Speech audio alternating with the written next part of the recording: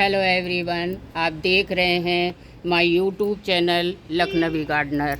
मेरे चैनल पर साथियों आप सभी का बहुत बहुत स्वागत है। दोस्तों, मैं आज आपको बताऊंगी कि नवंबर के महीने में अगर आपके एडेनियम प्लांट में कोई इमरजेंसी आ जाए, आप रिपोर्ट करने जा रहे हो, तो आपको क्या सावधानी बरतनी चाहिए। साथियों, ये मेरा कटिंग से लगा हुआ पौधा है। आपको 1 महीना पहले मैंने बताया था इसका गमला टूट गया है।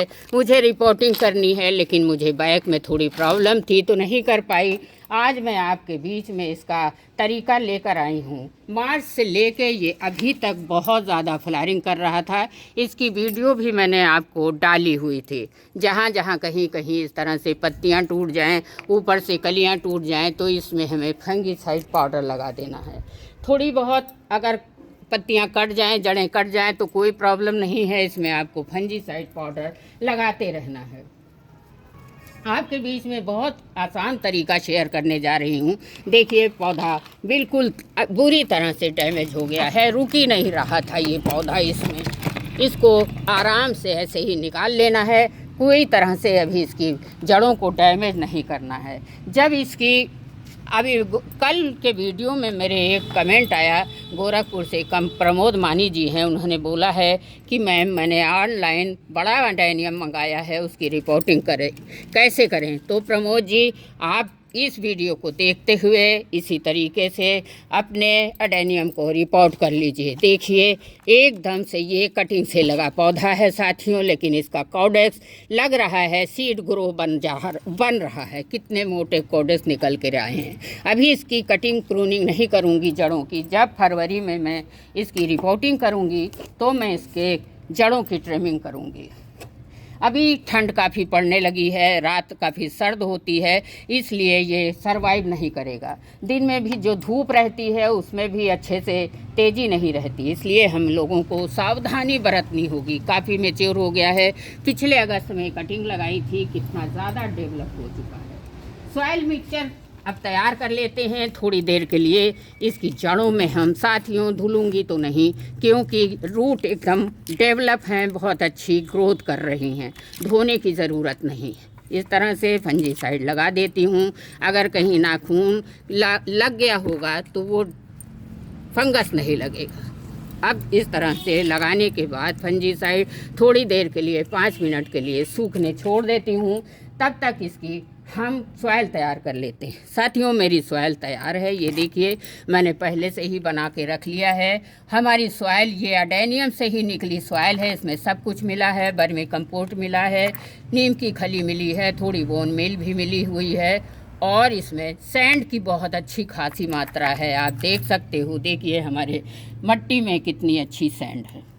तो साथियों, जब भी हम इसकी सॉइल बनाएं, सैंडी सॉइल बनाएं, ताकि हमारा पौधा अच्छे से बढ़ पाए और ख़राब भी ना हो। तो सबसे पहले सॉइल लेना है, जो कि हम गार्डन सॉइल हमारी होती है। गार्डन सॉइल लेनी है आपको 30%। जिस मेरी सॉइल बनी है, आप तरीका समझ लीजिए, मैं रेशियो बता रही हूँ आपको। 30% आपको गार्डन सॉइल लेनी है, और आपको लेना है सैंड की मात्रा साथियों 70% नहीं तो 60% आपको लेनी है। ध्यान से देखिएगा। इसी तरह से ये मेरी सॉइल बनी हुई है। सैंड की मात्रा अधिक होगी तो प्लांट में कभी भी रूट रॉट का प्रश्न ही नहीं उठता। ये है बर्मी कंपोस्ट। बर्मी कंपोस्ट साथियों 1 मुट्ठी ले लीजिए। बर्मी कंपोस्ट अपने आप में कंप्लीट खाद होती है। इसमें नेचुरल NPK होता है। हम अगर रिपोर्टिंग के समय नीम की खली और बर्मी कंपोस्ट मिलाएंगे तो हमारा पौधा बहुत अच्छे से चलेगा। ये है नीम की खली साथियों, देखिए फंजीसाइड में रखा था। नीम की खली इंसेक्टिफाइड भी होता है, कीटनाशक भी होता है। इसको छोटे छोटे टुकड़े करके आप इसमें थोड़ा सा मिला लीजिए, 1 चम्मच मिला लीजिए। जब भी हम किसी एडेनियम की रिपोर्टिंग करते हैं तो उसमें इस तरह से नीम की खली भी मिलाते हैं। सैंड हो गया, गार्डन सॉइल हो गई साथियों, नीम की खली हो गई, बर्मी कंपोस्ट हो गई। अब हमको मिलाना है इसमें 1 चम्मच बोन मिल, अगर आपके पास बोन मिल नहीं है तो आप लीफ कंपोस्ट ले सकते हो। इस समय हमारे पास वर्मी कंपोस्ट नहीं है।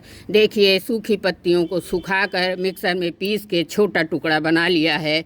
ये है लीफ कंपोस्ट। 1 चम्मच आप इन सब चीज़ों को मिला दीजिए। लास्ट में आपको मिलाना है फंजीसाइड पाउडर। इस तरह से 1 चम्मच, हमारे पास तो साफ फंजीसाइड है, आपके पास अगर कोई और है, ट्राइकोडर्मा है, बैवैक्सीन है, तो आप ले सकते हो। क्योंकि अगर आपके पास नहीं है साथियों, तो आप 1 चम्मच, आधा चम्मच हल्दी पाउडर भी मिला सकते हो। ये भी बहुत अच्छा कीटनाशक है, बहुत अच्छा इंसेक्टिफाइड है। हमारी सॉइल इस तरह से देखिए, सॉइल दोस्तों रेडी हो चुकी है। अब हमको करना क्या है, देखिए, एक लेना है गमला। ध्यान रहे, आपको अडेनियम को कभी भी बहुत ऊंचे गहरे पॉट में नहीं लगाना है। गमला लेने के बाद साथियों, अगर आपके पास मिट्टी का गमला है तो सबसे बेहतर है, नहीं है तो आप कोई भी ले सकते हो। इस तरह से 4-5 ड्रेनेज होल का होना बहुत ज़रूरी है। 2 से अधिक ड्रेनेज होल होंगे तो कभी भी इसमें पानी नहीं रुकेगा।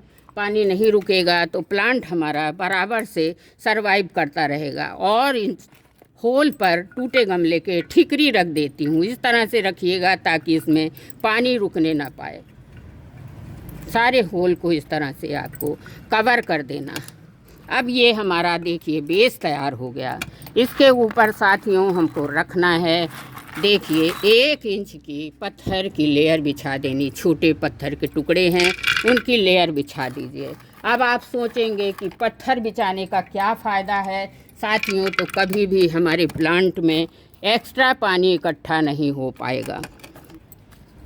एक्स्ट्रा पानी इकट्ठा नहीं होगा तो प्लांट में कभी भी रूट रॉट नहीं होगा।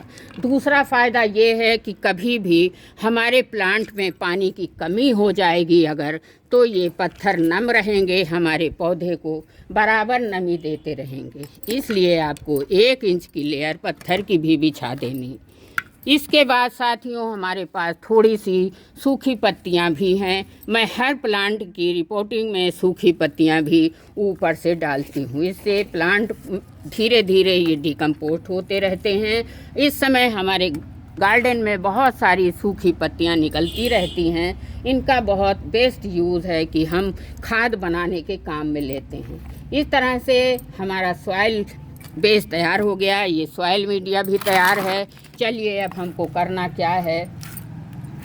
इस समय दोस्तों अगर आप गोबर की खाद नहीं मिलाएंगे तो बहुत बेहतर होगा, क्योंकि उससे नमी बनी रहती है। हमारे प्लांट में नमी की वजह से फंगस का डर रहता है। अब हम थोड़ी सी मिट्टी नीचे इसमें बिछा देते हैं। हमारी सॉइल एकदम रेडी है। इस तरह से मिट्टी को बिछा देते हैं। आधे गमले तक मिट्टी भर लेंगे और अपने प्लांट को बहुत सहूलियत से, देखिए बहुत भारी हो चुका है, कटिंग से लगा पौधा है। अभी तक ये प्लांट मेरा दोस्तों यहाँ तक मिट्टी में था। अब मैं इतना उठा के लगाऊंगी ताकि इसका कॉडेक्स भी सीड ग्रोन प्लांट की तरह अच्छे से गोल गोल कॉडेक्स हो जाए। हालांकि कटिंग से लगे पौधों की कॉडेक्स गोल नहीं होते हैं, लेकिन फिर भी हो जाएगा। क्योंकि ये देखिए, आप किनारे किनारे से मिट्टी को डाल देना है ताकि हमारा प्लांट जो है अच्छे से बैठ जाए। और धीरे धीरे ऐसे मिट्टी को दबा देना है, बिल्कुल जड़ों को छेड़ना नहीं है। ऐसे हिला दीजिए जिससे कि ये जड़ें एकदम नीचे सेट हो जाएं। देखिए पौधा एकदम सेंटर में रखिएगा ताकि पौधा अच्छा लगे देखने में। ऊपर तक मिट्टी ना भरिएगा, क्योंकि कॉडेक्स को बढ़ने का भी तो मौका चाहिए। ये रहा साथियों कॉडेक्स को ऊपर उठा के लगाने का तरीका और कटिंग से लगे पौधे की रिपोर्टिंग। इस तरह से आप लगाओगे तो आपका पौधा डोरमेंसी में भी ख़राब नहीं होगा। अब इसकी रिपोर्टिंग नहीं करिएगा आगे चल के, क्योंकि डोरमेंसी आने वाली है। लास्ट में साथियों 1 लीटर पानी ले लीजिए, उसमें आप आधा चम्मच फंजीसाइड पाउडर डाल के इसको इस तरह से पानी दे दीजिए ताकि जड़ें मिट्टी में सेट हो जाएं। और 2-3 दिन इसको शेड में रखिएगा। उसके बाद प्रॉपर धूप में रख देते हैं, जिससे कि हमारे प्लांट को डोरमेंसी में भी कोई दिक्कत ना होने पाए। धूप में रखेंगे तो बहुत जल्दी ये सर्वाइव करेगा। आज के वीडियो में इतना ही। मिलते हैं अगली जानकारी के लिए। देखते रहिए लखनवी गार्डनर चैनल। धन्यवाद।